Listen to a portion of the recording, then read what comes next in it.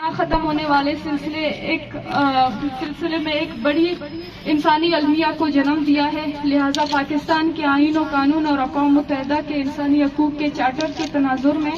جبری گمشدگی سنگین جرم قرار دے کر اس پر ہمیشہ کے لیے پابندی عائد کی جائے۔ اور جو دوسرا ہے، جبری طور پر گمشدہ افراد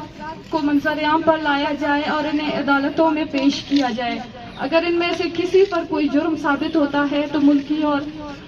قانون اور آئین کے تحت ان کو سزا دی جائے، بصورت دیگر انہیں باعزت بری کی جائے۔ تمام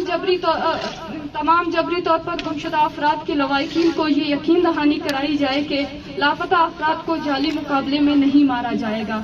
اگر بدقسمتی سے کوئی زیر حراست شخص فیک انکاؤنٹر میں قتل کیا گیا ہے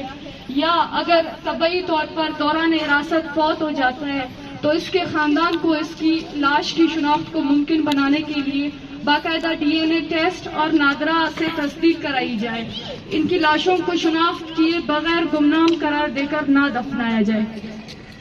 بلوچستان میں جبری گمشدگی کے تمام لواحقین کو یہ سرکاری طور پر بتایا جائے کہ ان کے پیارے جو عقوبت خانوں میں ہیں وہ زندہ سلامت ہیں، تاکہ لواحقین کو کم از کم ہر روز جینے اور مرنے کی حیثیت سے نجات دلائی جائے۔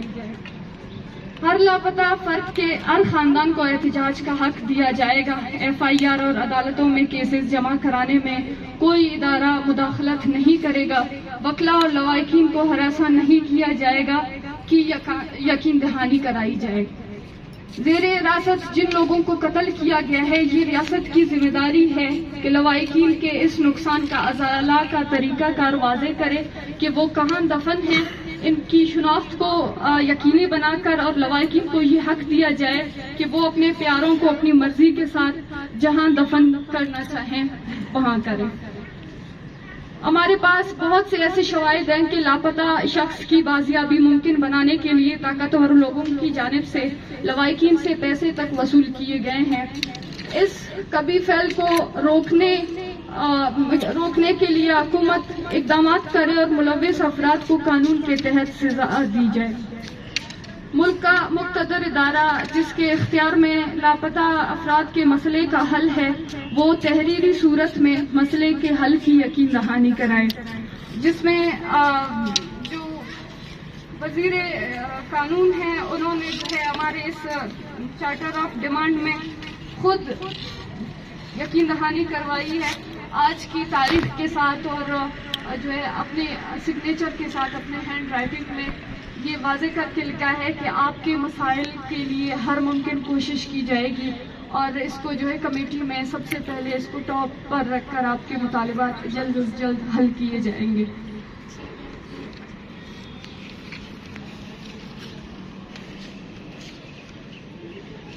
ہمارے ان مطالبات کو ہم سے جو ہے تمام لاپتہ افراد کے لواحقین سے 3 مہینے کا وقت مانگا گیا ہے، اور اس میں ہمارے لواحقین میں سے 2 یا 3 اس کمیٹی میں شامل ہوں گے اس دوران، اور جو بھی اس حوالے سے اپڈیٹ ہوگی، جو بھی کوئی پیش رفت سامنے آئے گی یا کوئی مشاورت کی ضرورت ہوگی، اس میں یہ جو 2 سے 3 لواحقین کو یہ نومینیٹ کریں گے، پھر ان کے ساتھ بات کر کے اس ایشو کے حوالے سے اپڈیٹ کرتے رہیں گے۔ اور اگر ان 3 مہینے میں، چونکہ ماضی میں بھی اس حکومت کی طرف سے ہمیں کئی دفعہ یقین دہانی کی گئی ہے، کئی دفعہ جھوٹی تسلیاں دی گئی ہیں، لیکن پھر ان پر کوئی وہ سب کے سب ان کی باتیں جھوٹ ثابت ہوئی ہیں، تو اس بات پر زور دے کر ہم نے بار بار ان سے کہا کہ اگر ہمارے مطالبات حل نہ ہوئے تو اس کے بعد پھر آپ کے پاس کیا لائے عمل ہے، یا پھر ہم اس مسئلے پر کیا کریں۔ تو اس میں انہوں نے واضح الفاظ میں ہمیں یہ کہا کہ ہم 3 مہینے کے بعد جب واپس آ کر ادھر بیٹھیں گے، اپنے دھرنے کو جاری رکھیں گے، تو وہ بھی یہ پورا کمیٹی جس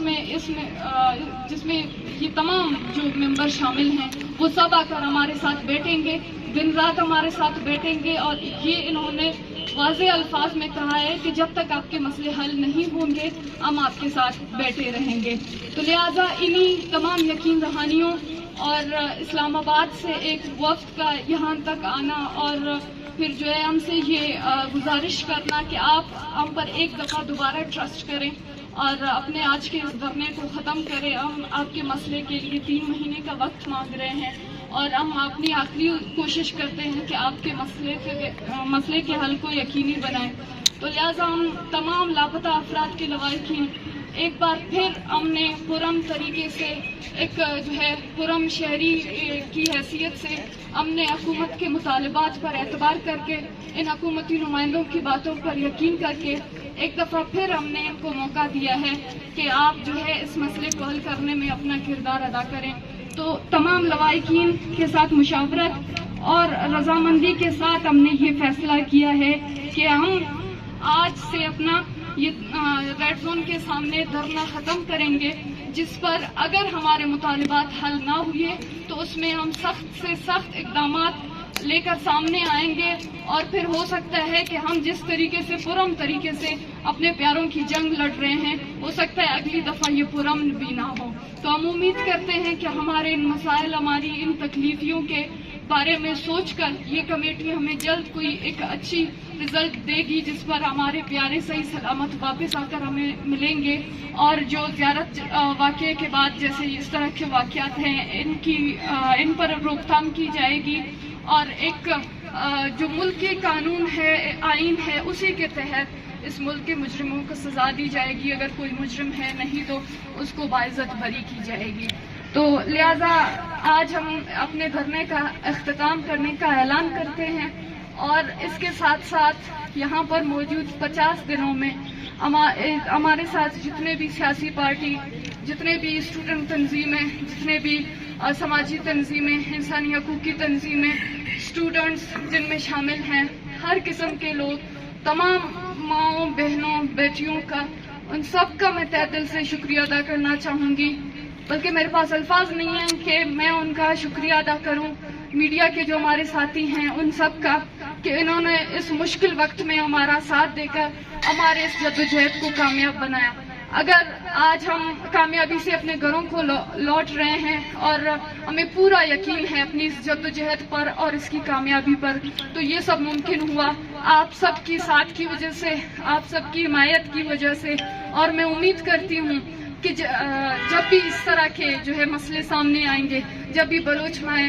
بہنیں سڑکوں پر آئیں گے، انہیں اسی طرح جو ہے ان کے بھائیوں کا، ان کے بہنوں کا، ان کی ماؤں کا ایک حمایت اسی طرح کا حاصل ہوگا اور وہ اپنی منزل تک پہنچیں گے.